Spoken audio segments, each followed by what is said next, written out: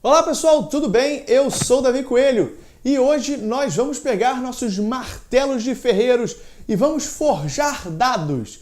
Para quê? Para ganhar pontos de vitória, porque o tema do jogo é só esse. Estou falando de Dice Forge, um jogo de 2 a 4 jogadores do designer Regis Bonesser, publicado em 2017 pela editora Libelude. E nesse jogo aqui nós fazemos basicamente isso. Estamos forjando dado para ganhar pontos de vitória ou pontos de glória. Esse aqui é o vídeo de regras em que você vai conhecer tudo o que você precisa saber para colocar o Dice Forge na mesa. Então siga o coelho para aprender a jogar Dice Forge. Quando você abrir o Dice Forge, você vai precisar fazer uma composição com os componentes dentro da caixa. Isso vai ser importante para que o setup das suas partidas seguintes sejam mais rápidos. O manual explica bem direitinho como colocar, mas o mais importante é a posição das cartas que você precisa separar entre as cartas iniciais, com esse símbolo. Essas cartas vão ser utilizadas no seu primeiro jogo. Depois você vai poder fazer várias composições de cartas, escolhendo entre as cartas disponíveis no jogo. A outra composição importante é das faces dos dados, que você vai separar de acordo com essa capa que acompanha o jogo. Então separe as cartas entre as que têm essa marca e as que não têm. Essas são as cartas base do jogo e essas são as cartas avançadas. Na sua primeira partida é recomendado que você jogue com essas cartas aqui e depois você pode fazer a composição que você escolher. Então entre as cartas com o ícone de cartas iniciais, você também vai separar entre os custos e eles podem ser em Lua, Sol e os dois recursos. Separe entre os custos e ordene do menor para o maior. Assim você vai poder guardar as suas cartas pronto para facilitar o seu setup da partida seguinte. Para esse vídeo eu vou mostrar o setup com as cartas iniciais. E a outra coisa importante que você precisa fazer é separar as faces do dado de acordo com essa referência no tabuleiro em que as faces dos dados ficam dispostas. Então coloque o tabuleiro principal na mesa e a caixa do jogo apoiando o tabuleiro com as faces dos dados. Dessa forma você fica com todos os componentes auxiliares à mão. Só para questões de visualização desse vídeo, eu não vou usar a caixa, posicionando o tabuleiro de frente para vocês.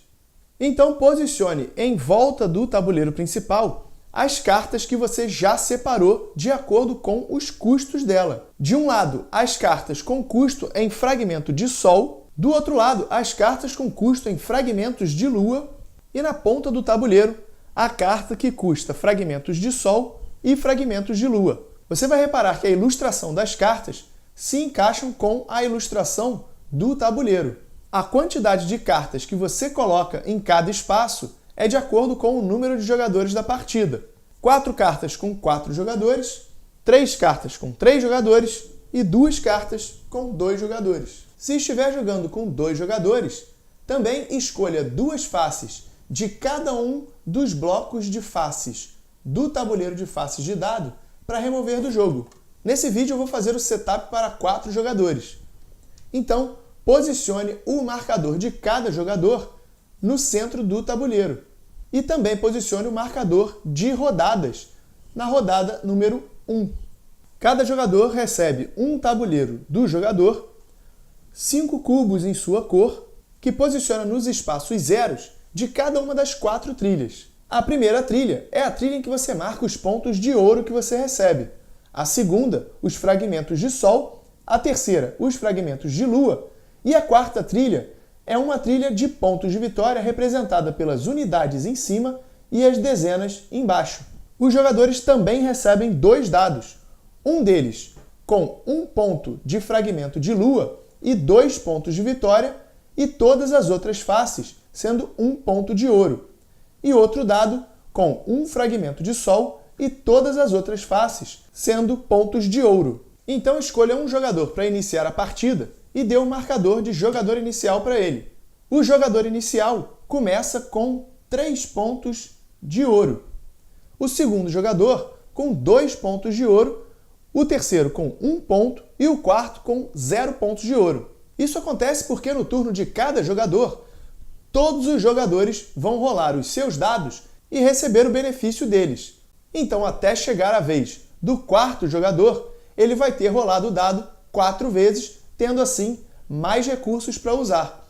Já o primeiro jogador vai rolar o dado apenas 2 vezes antes de fazer sua ação. Por isso ele começa com mais recursos.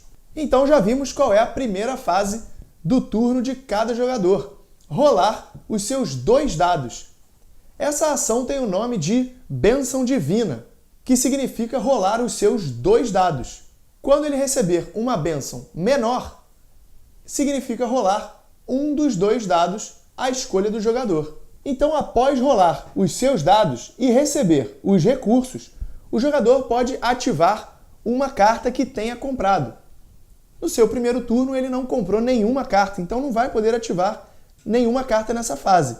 Então, entra na terceira fase, que ele deve escolher entre comprar uma carta do tabuleiro ou faces do tabuleiro de faces de dado. Para comprar uma face nova de dado, o jogador pode gastar seus pontos de ouro da maneira como ele escolher, desde que ele compre faces diferentes. Então, com 4 pontos de ouro, ele pode comprar 2 faces da primeira seção, desde que seja uma com 1 ponto de fragmento de lua e outra com 3 pontos de ouro. Ele pode fazer a combinação que ele escolher, desde que não compre faces repetidas. As faces de baixo desse tabuleiro são faces conseguidas através de cartas. As 2 faces das pontas estão disponíveis no jogo base.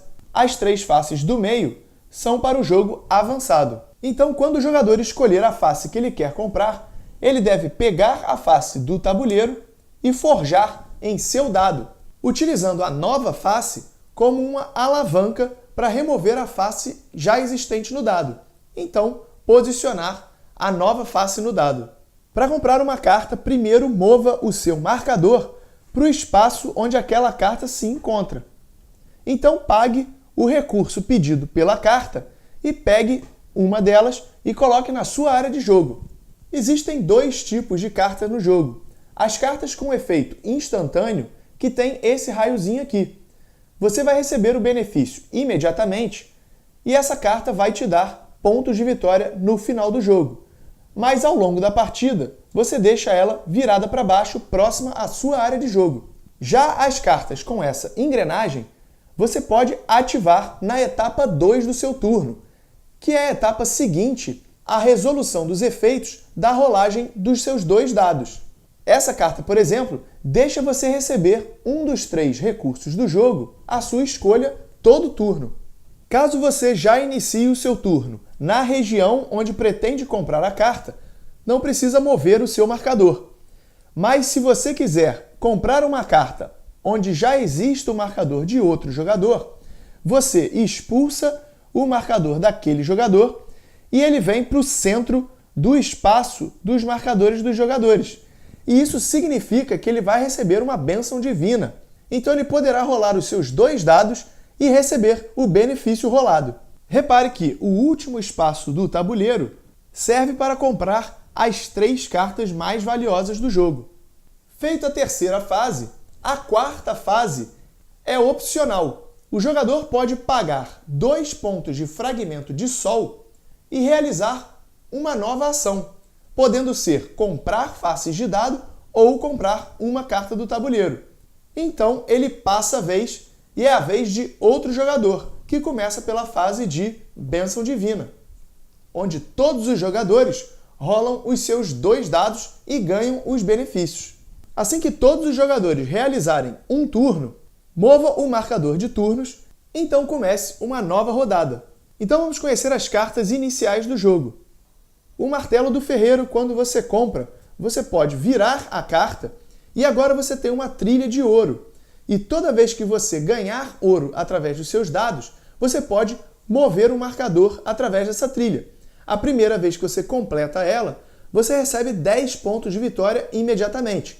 E você pode completar uma segunda vez para ganhar 15 pontos de vitória.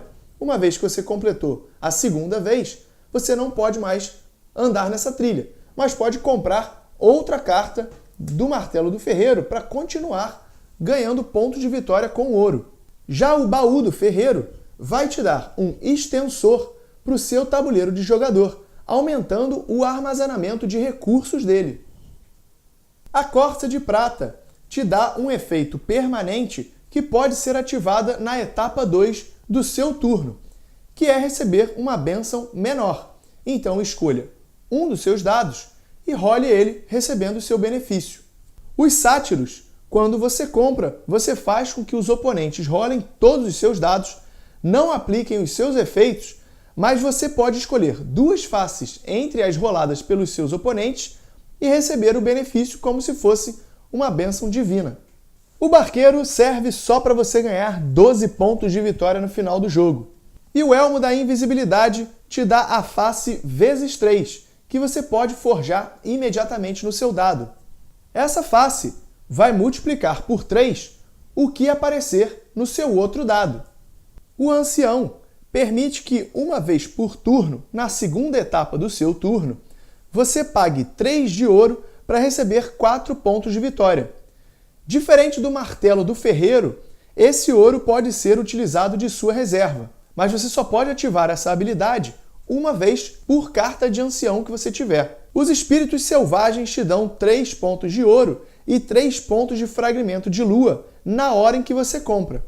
A Coruja Guardiã, já vimos o que faz, você pode escolher um dos 3 recursos do jogo uma vez na segunda etapa do seu turno. O Minotauro, quando você compra, faz com que todos os seus oponentes rolem seus 2 dados e percam o resultado rolado em seus dados. A Górgona te dá 14 pontos de vitória. E o Espelho do Abismo te dá uma face em que você pode forjar imediatamente no seu dado, e o que ela faz é copiar a face de qualquer dado rolado por um oponente, e você ganha esse mesmo benefício. Caso você role uma combinação como essa, você vai multiplicar por 3 o resultado escolhido em uma face de um oponente. A Esfinge te dá 4 bênçãos menores imediatamente. Então, escolha um dado, role ele 4 vezes e receba o seu benefício de cada rolagem. O signo de Câncer faz algo similar, mas são 2 bênçãos divinas. Então, role os seus 2 dados 2 vezes e receba todos os benefícios rolados. A Hidra não tem nenhum efeito, mas te dá 26 pontos de vitória no final da partida. O jogo segue em cada rodada até que atinja o número de rodadas específicas para a quantidade de jogadores na partida. Para 2 e 4 jogadores, o jogo encerra em 9 rodadas, e para 3 jogadores, em 10 rodadas. Ao final da quantidade de rodadas da sua partida, conte os pontos de vitória já marcados no tabuleiro do seu jogador e some aos pontos de vitória das cartas que você comprou ao longo do jogo. O jogador com mais pontos de vitória é o vencedor, e em caso de empate, os jogadores compartilham a vitória, porque não tem critério de desempate. Então, esse aí foi o Dice Forge, o jogo aí que a gente vai montando as faces do dado. Com regras bem simples, mas que você pode ir compondo com cartas diferentes. No manual do jogo você vai encontrar todos os efeitos das outras cartas do modo avançado, e você pode ir misturando ao longo do jogo, desde que você sempre respeite o custo de cada carta no posicionamento no tabuleiro principal. Então, ao longo da semana você já sabe, a minha opinião na quarta-feira e um gameplay na sexta-feira. Esse aqui, vídeo de regras, deixa aí sua opinião, um comentário, uma sugestão de novos jogos para aparecerem por aqui. Eu sou o Davi Coelho, vou ficando por aqui e a gente se vê no próximo vídeo.